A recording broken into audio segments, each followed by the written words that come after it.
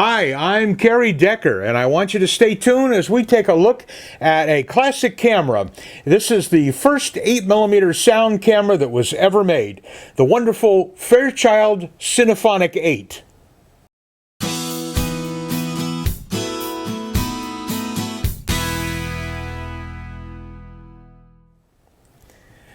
Hi there, this is Kerry Decker, and we're going to take a look at another one of the classic old 8mm movie cameras. I noticed here on YouTube that a lot of people are doing these with phonographs and old cameras. They show how they work, and it gives the people an idea what they're like. Here's one that I don't think that you've seen on YouTube so far. This is a classic camera. This is the Fairchild Cinephonic-8, which actually came out in the late 1950s and recorded magnetic sound, synchronized sound, all in one camera. It's a beautiful camera, very expensive camera for the time and everything, and unfortunately I got one of these quite a few years later and was never able to actually shoot with one of these cameras. I have to tell you, I really wanted these when I was a young teenager and everything, but the camera was around $250 and the sound projector was around $250 also. And asking my dad when I was 12 years old, can I have $500 for a camera and projector, I know would have been out of the question. So I never did get one when I was a young fella. Now we're talking like around 1962, 63. I mean, that'd be like $1,500 or more today. Hey, let's come up with that. So anyway, but it's a wonderful camera, and let's take a closer look. Okay, here we are. Here's a little closer look at the Fairchild Cinephonic-8. Now, it was a standard 8mm camera. In other words, you could take a roll of the good old silent 8mm film and shoot it in this camera without a problem. But why would you want to do that when you had the ability to shoot synchronized sound?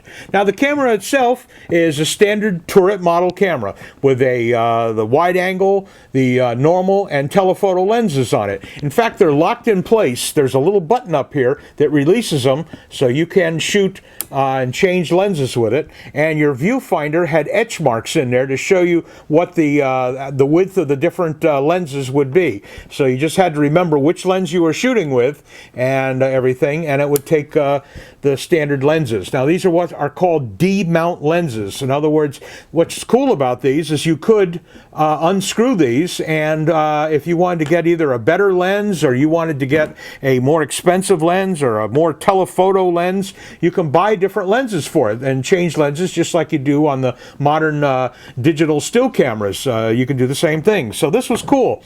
And later on they did put a zoom model out, so you didn't have to worry about all of that. But still, this was this is one of the original models of the camera.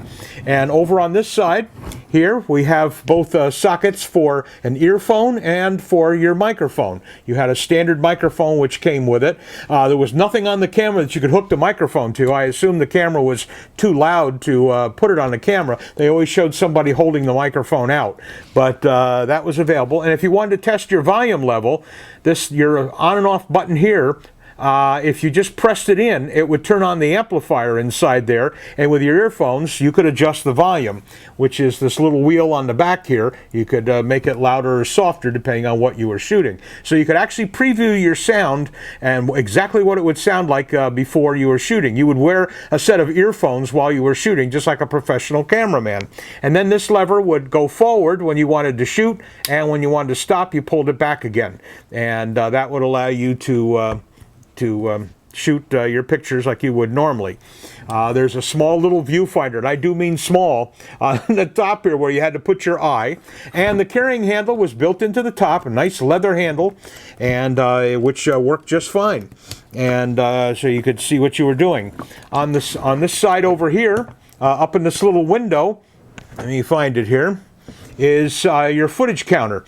And this took 50-foot rolls of double 8mm film, a special film, and which could be then cut and into 2 strips, and there would be 100 feet of film, because I believe this shot at 24 frames per second, which is the standard sound speed. And it's very, very heavy. Believe me, this is a very heavy camera, and it's got your tripod socket on the bottom and all, but one of the reasons it's very, very heavy is because of the the consistent speed you had to have for a sound camera. It was not a wind-up camera, and they have not developed the small little batteries yet. And there is a battery compartment on the bottom here, which took nickel-cadmium batteries, and they weigh a ton.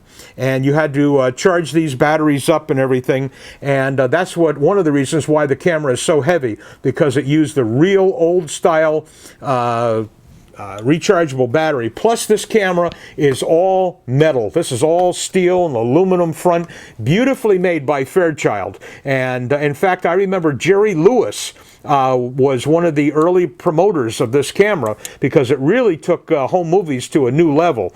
But like I said, the camera was very, very expensive back in its day. Okay, it loads up and everything just like a standard 8mm movie camera. All right, we're going to unscrew the side. There we go. And you know, it just you put your, okay, I've got the take-up reel, which is right down here. There you go. All right, you put your supply reel on there. You formed the loop. Once again, it showed you, it had all the white lines painted in there, so you could see how to load up the film.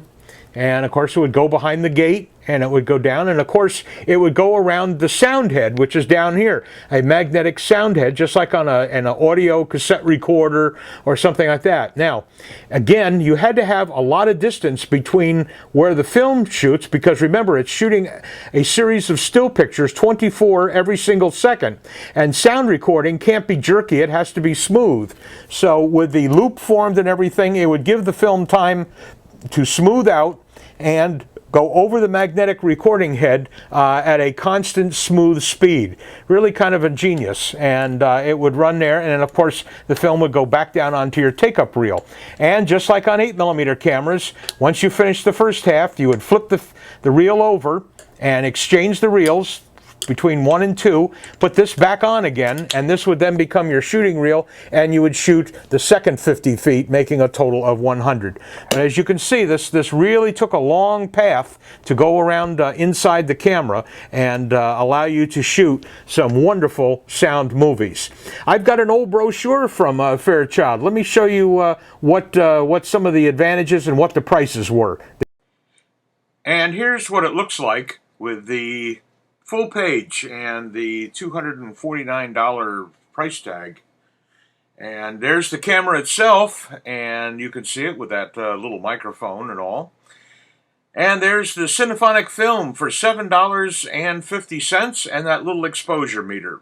Both the wide angle and telephoto lenses were both $39.95 each. And the microphone stand was an unbelievable $1.50. There's the Cinephonic projector with the speaker and the microphone, which you could also buy, of course, to show your movies with, at only $259. That was truly amazing.